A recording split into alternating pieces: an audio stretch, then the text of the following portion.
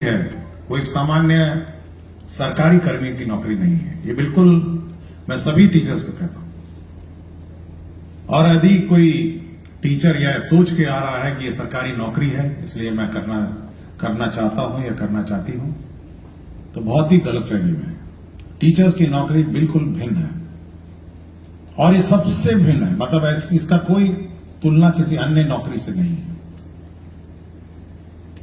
आप समझ सकते हैं, जब आप क्लास में जाते हैं तो बच्चे आपके सामने रहते हैं और आपको इस निगाह से देखते हैं कि आप उनको ज्ञान देंगे और आप उनका भविष्य बनाएंगे।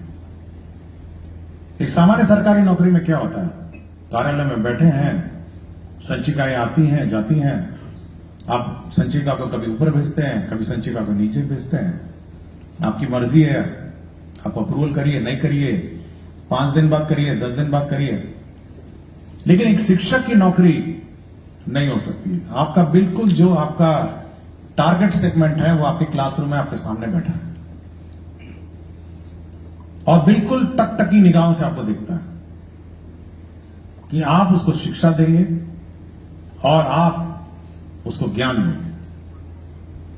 और ऐसे भी नहीं है कि आज आपने उसको ज्ञान नहीं दिया तो 1 महीने बाद उसको ज्ञान दे देंगे, या आप सोचेंगे कि चलिए बाद में देखा जाएगा, आज हम थोड़ा मूड खराब है या मेरा तबीयत ठीक नहीं है या बहुत कष्ट से हम नाव पे चढ़ के आए, पानी पार करके आए, या देखिए पूरा कपड़ा मेरा भीग गया।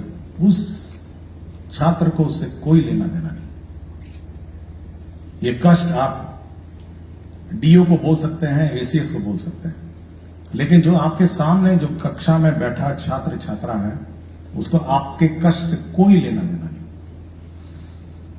आप बहुत दूर पोस्टेड हैं, देखिए मुझे कहां जंगल के ऊपर भेज दिया, अधौरा पहाड़ पे, देखिए कटोरिया वाका में मुझे 2 नदी पार करना है, खगड़िया में 3 नाव पार करना है।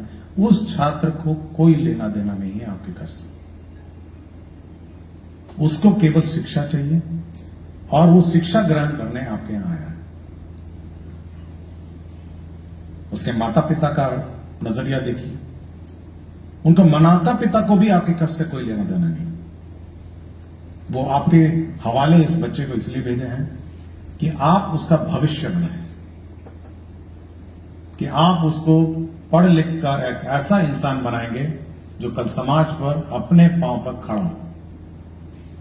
देखिए दोनों बहुत ही इंपॉर्टेंट स्टेक होल्डर आपके हैं, एक शिक्षक, एक छात्र है और एक उसके माता पिता है। और यह आपका दायित्व है कि आप ये दोनों दायित्व पूरा करें। आपका कष्ट का दायित्व सरकार, department, DEO, BEO, DPM, DO, जो नाम दीजिए, डीपीओ स्थापना है, जो उसका काम है उसका पूरा करना। ये उसकी एफिशिएंसी पर निर्भर करता है कि वो कितना आपका कष्ट हरण करे। लेकिन जो टारगेट सेगमेंट है मेन, जो आपका छात्र है, वह आप पर निर्भर करता है कि आप उसको कैसे पढ़ाएं। और अगर आप इस ड्यूटी में चूक जाते हैं, मान लिया आप गए, सुबह गए, हाजिरी लगाया, बायोमेट्रिक, ये पता नहीं कौन एसीएस आया, हाजिरी लगवाता है रोज, हेडेक है बिल्कुल। कुछ लोगों को बोलते उसमें सुना है मैंने, रोज देखिए 6:30 बजे हाजिरी लग जाता है और चेक भी करता है, बताइए वीडियो कॉल करके। तो और उसके बाद गए अपना बगल में दुकान में बैठ गए, क्योंकि बहुत सारे लोकल टीचर आए, दुकान भी हो गई उनकी सामान्य रूप से। कुछ लोग का खेती भी हो गया, कुछ लोग खेत में अपना धान कटवाना जाते हैं, कुछ भूख के आते हैं, लेबर वेबर लगा के आएंगे, शाम को आएंगे फिर हाजिरी लगा देंगे। तो अगर आपकी ये चूक हुई, मैं ये नहीं कह रहा कि जनरल परसेप्शन है मेरा, मैं एक 1% की बात करता हूं, ये 1% वाले हैं। मेरा अपना मानना है कि 99% टीचर्स बहुत डेडिकेटेड है। तो अगर आपकी चूक हुई तो आप समझ सकते हैं कि आपने कितना डैमेज किया। एक तो आपने उस छात्र का जीवन बर्बाद कर दिया, छात्र जब सच्ची में बर्बाद कर दिया। आपको उसको सिखाना था, आप नहीं सिखाया। वो क्लास 1 से क्लास 2 पहुंच जाएगा, फिर क्लास 3 पहुंच जाएगा, उसको चाहता ही नहीं, ना मैथ्स आता है, ना इंग्लिश आता है, ना कुछ आता है।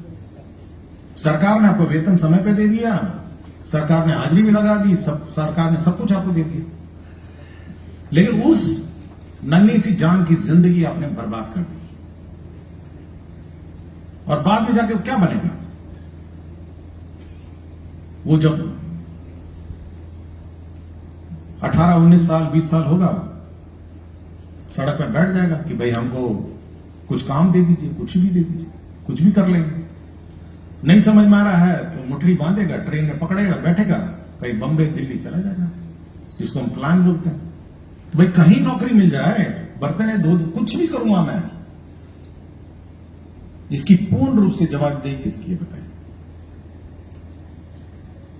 मतलब किसकी जवाबदेही है कि वो प्लान किया, उसको नौकरी नहीं हुआ, वो समाज में खड़ा नहीं हुआ अपने काम?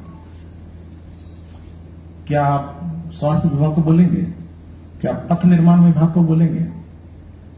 क्या बिजली विभाग को बोलेंगे? आप किस विभाग की जवाबदेही निर्धारित करेंगे इस घटनाक्रम में? मैं सुबह घूम रहा था, मैं सोच रहा था कि आज क्या बात करना है उसको। इसकी पूर्ण रूप से जवाबदेही उस विद्यालय की है और उस शिक्षक की है। अगर वो चूकता है तो समाज में सब समस्याएं खड़ी हो जाएंगी। और ये अकेला विभाग है, मैं बता रहा हूं। कभी आपको लगता होगा कि शिक्षा विभाग क्या है, ये तो ऐसे ही था। इसकी इतनी जवाबदेही है कि दूसरे की जवाबदेही इतनी नहीं है। रोड आज नहीं बने, 6 महीने बाद बन जाएगा, ठेकेदार बना ही देता है, 1 साल बाद बना देता है। पुल है, 1 साल नहीं 2 साल में बन जाएगा। लेकिन क्या छात्र जो उस क्लास में है, अगर आज शिक्षा उसने ग्रहण